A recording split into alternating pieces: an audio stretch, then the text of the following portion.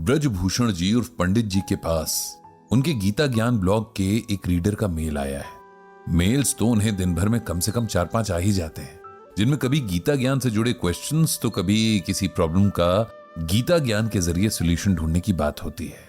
लेकिन ये मेल बाकियों से कुछ अलग है। इसमें प्रॉब्लम तो है और सॉल्यूशन ढूंढने की चाह भी है, लेकिन साथ में एक ऐसा सवाल भी जो कभी न कभी हर किसी के दिमाग में आता ही है। ये सवाल इंसान कभी खुद से तो कभी अपने क्लोज लोगों से पूछता है, और मोस्टली जिस भी भगवान को मानता है उनसे भी पूछता है।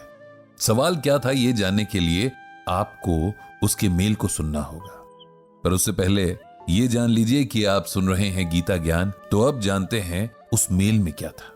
पंडित जी, आपको ये मेल लिखते हुए मैं बहुत डिस्टर्ब्ड हूं, इतना डिस्टर्ब्ड कि मेरा किसी से बात करने का मन ही नहीं है। लेकिन फिर भी मुझे किसी ने आपके ब्लॉग की कुछ बातें व्हाट्सएप पर भेजी और मुझे लगा कि जब आपके अकॉर्डिंग गीता में हर सवाल का जवाब है तो मुझे भी मेरा जवाब मिल ही जाएगा। मेरा नाम राजेश है, मैं लगभग 55 साल का हूं, शादीशुदा हूं, एक बेटा है और बाय प्रोफेशन एक केमिस्ट हूं। मुझे लगता है कि भगवान ने मेरी किस्मत तब लिखी जब वो किसी बात पर चिढ़े हुए थे, तभी तो दुनिया भर की प्रॉब्लम्स, टेंशंस सब मेरी किस्मत में लिख दिए। मेरा पूरा बचपन टेंशन में बीता।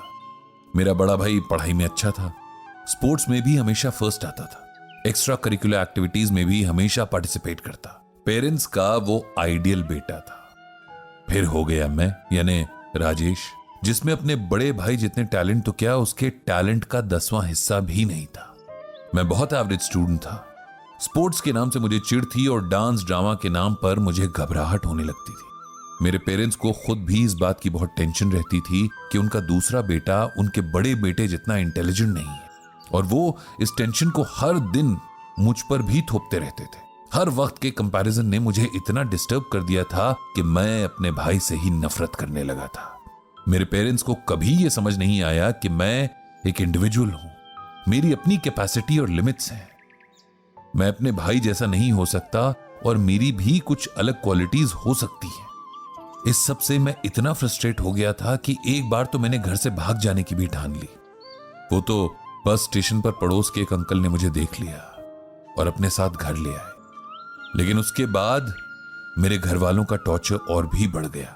फिर उन्हें मैं एक आवारा लड़का भी लगने लगा था। इस तरह मेरे बचपन का सबसे कीमती टाइम वेस्ट हो गया। किसी तरह स्कूल की पढ़ाई पूरी की और मैंने फार्मेसी का कोर्स करना चाहा तो मम्मी पापा को इसमें भी दिक्कत हो गई।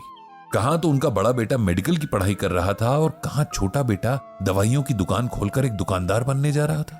उनके इस बिहेवियर ने मुझे बहुत कठोर बना दिया था। अब मैंने ठान लिया कि चाहे कुछ भी हो जाए मुझे यही कोर्स करना है। मम्मी पापा फीस के पैसे दें तो ठीक, नहीं तो मैं पहले छोटी मोटी जॉब करूंगा और फिर कोर्स करूंगा। पेरेंट्स ने पैसे नहीं देने थे तो नहीं दिए, इसीलिए मैंने मार्केट की एक केमिस्ट शॉप में अपने लिए काम ढूंढ लिया। मुझे इस फील्ड में कोई नॉलेज और एक्सपीरियंस तो था नहीं, इसीलिए दवाइयां पैक करने का काम मिला। यह दुकान पड़ोस के एक भैया की थी और मैंने उनसे कहा था कि मेरी सैलरी अपने पास ही जमा करके रखें। जिस दिन मेरी फीस के पैसे जमा हो जाएंगे मैं उनसे ले लूंगा। घर में माहौल तो वैसे ही खराब था, इसीलिए वहां रहने का मेरा मन नहीं करता था और अब जॉब की वजह से बस सोने के लिए ही घर जाता था।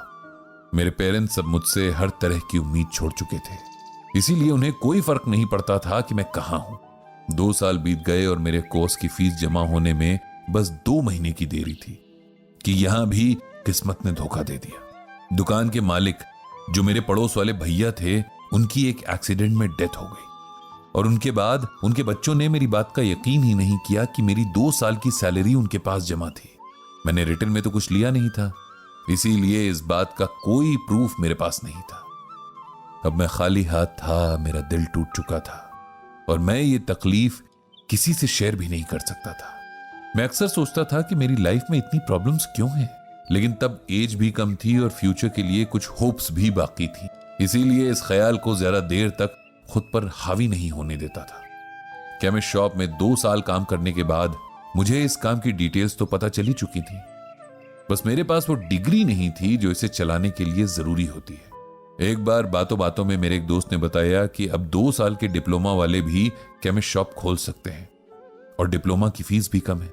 इस बात से मुझे एक नई हिम्मत मिली और मैंने आखिरी बार अपने पेरेंट्स से बात करने की कोशिश की, लेकिन उनका जवाब वही था जो 2 साल पहले था। उन्हें अपने बेटे को दुकानदार बनते देखने में कोई इंटरेस्ट नहीं था। अब मेरे पास कोई चारा नहीं था, तो मैंने अपना कोर्स करने के लिए अपने ही घर में चोरी की, और इसका गिल्ट सारी जिंदगी मेरे मन में रहेगा। कोर्स पूरा करने के बाद अब मैं फिर से खाली था। मेरे पास फूटी कौड़ी भी नहीं थी कि मैं अपना काम शुरू कर सकूं। मैंने फिर से एक फार्मा कंपनी में काम करना शुरू कर दिया। बहुत मेहनत और ईमानदारी से काम करता था, ओवर टाइम भी करता था कि किसी तरह पैसों का अरेंजमेंट हो जाए और मैं खुद का काम शुरू करूं, लेकिन इसमें बहुत टाइम लगने वाला था। मेरा बड़ा भाई अब तक डॉक्टर बन चुका था। मेरे पेरेंट्स ने उसे बहुत सपोर्ट किया और अब उसका खुद का क्लिनिक था। ये देखकर मैंने भी अपने हिस्से के पैसे मांगे और एक बार फिर अपनी इंसल्ट ही कराई। अब मैं अपनी नौकरी में रम गया। वहीं मुझे एक लड़का मिला जो बिल्कुल मेरी तरह सोचता था।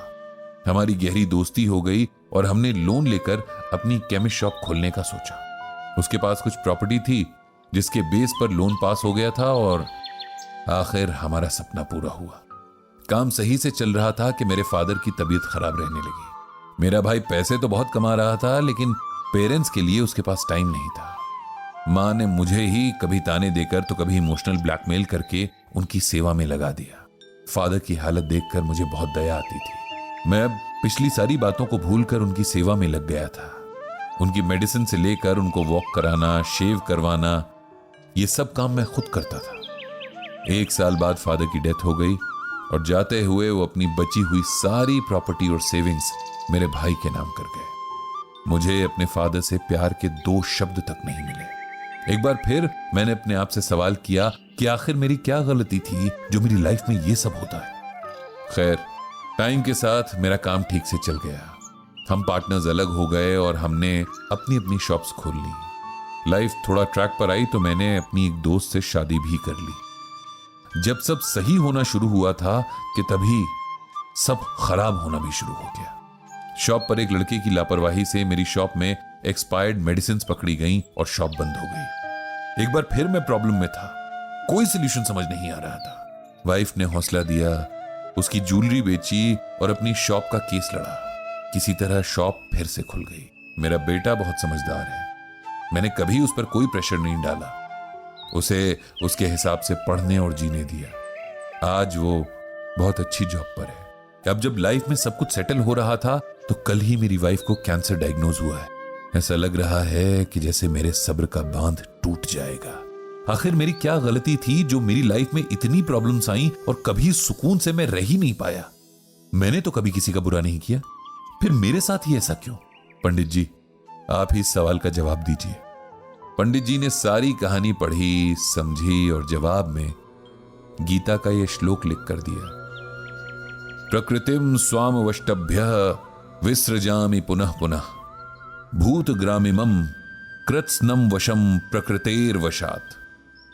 इस श्लोक में भगवान श्री कृष्ण कहते हैं कि मैं इस सारी प्रकृति को वश में करके बार बार बनाता हूं और यहां सभी प्राणियों को उनके कर्मों के अनुसार जन्म देता हूं।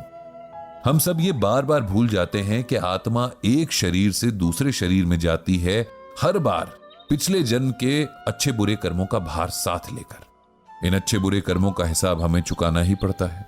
अकाउंट तो सेटल करना ही पड़ेगा ना। इस बात को ऐसे समझिए कि कई बार किसी से हमें बिना जान पहचान के भी लगाव महसूस होता है, जैसे हम उन्हें पहले से जानते हो, और किसी से बिना बात के नेगेटिव वाइब्स आने लगती हैं। कहीं ना कहीं यह हमारे पिछले जन्मों के ही एक दूसरे के प्रति किए कर्म है। भगवान हमारे साथ कोई दुश्मनी नहीं रखते कि हमारी किस्मत में दुख लिखें। ये तो हमारे खुद के कर्म हैं जो हमारा भाग्य बनते हैं। आपने बहुत संघर्ष किया है, लेकिन अब ये सोचकर खुद को मजबूत कीजिए कि ये सब पिछले जन्मों के कर्म थे। अब आगे सब सही होगा। ईश्वर आपको शक्ति दे। ये कहकर पंडित जी ने मेल भेज दिया और इस तरह से गीता ज्ञान का ये एपिसोड भी खत्म होता है।